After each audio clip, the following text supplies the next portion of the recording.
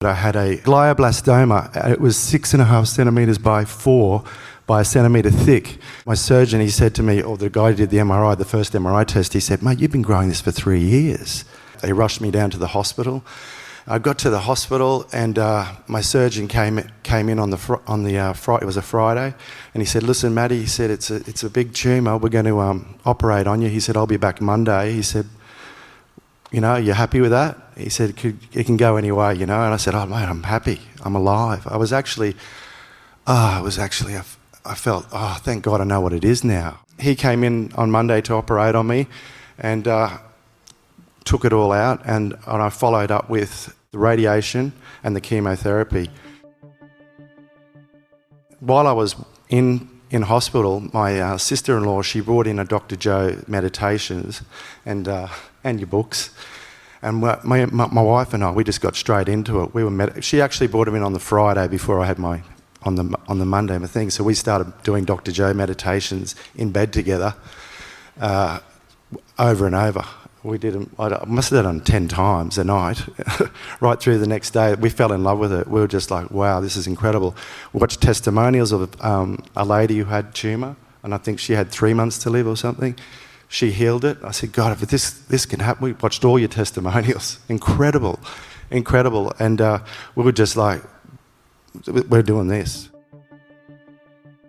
I would have to go to the doctor every 6 weeks after the operation and talk about what's happening. He said, the first 2, he said, "Look, mate, you can't tell anything in the first 2. I said, "Mate, yeah, you can." I said, "Have you heard of Dr. Joe?" He said, "Dr. Joe? Dr. Joe who?" I said, "Dr. Joe Dispenza." He says, "No." I said, "Oh, it's incredible, mate. You meditate and you can heal this thing. It's gone." And he says, "Oh, that's great, mate." I said, "Yeah, really, this girl, she had 3 months to live. It's gone. It's clearer than ever." He said, "Oh, that's lovely, mate. It makes you happy." He said, "You just, keep that to yourself, please. I'm happy for you, but no more Dr. Joe here, please." I said, "Oh, okay." Anyway, so I kept going, and long story short, because every 6 weeks he'd say the same thing. He said, "We need to operate again. We need to operate again, mate. It's slowly growing back." And I said, "But what about 6 more weeks?" He says, "No." He goes, "How about 4? I'll give you 4 weeks." I said, "Cool, that'll do me." And I don't know what it was. It was the quantum or something. Somehow it turned up to nearly 9 weeks that I didn't have to get the MRI, so I just meditated my ass off. I did. I just absolutely didn't stop, and my wife the same, and she was sending me the energy. Lauren, it was just incredible. Like, we're going to do this. We're going to do this. We drive down to Brisbane with my 4-year-old daughter and my wife and I said on the way, I said, "Look, if I've got to stay there and get the operation done, we'll do it, because we're doing great. It's going to go. We'll just get it chopped out and we'll go again."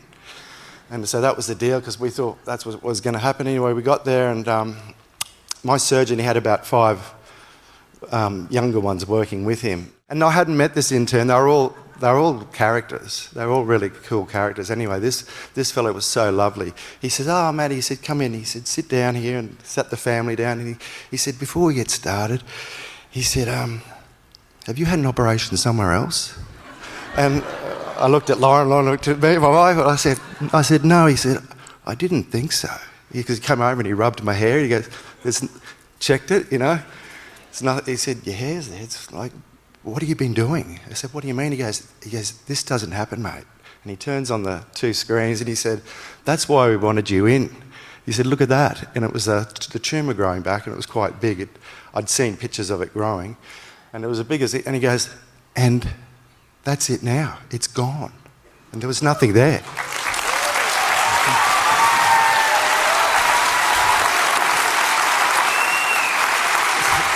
Oh, thank you, Dr. Joe.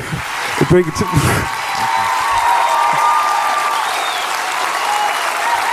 Okay, thank you. Thank you.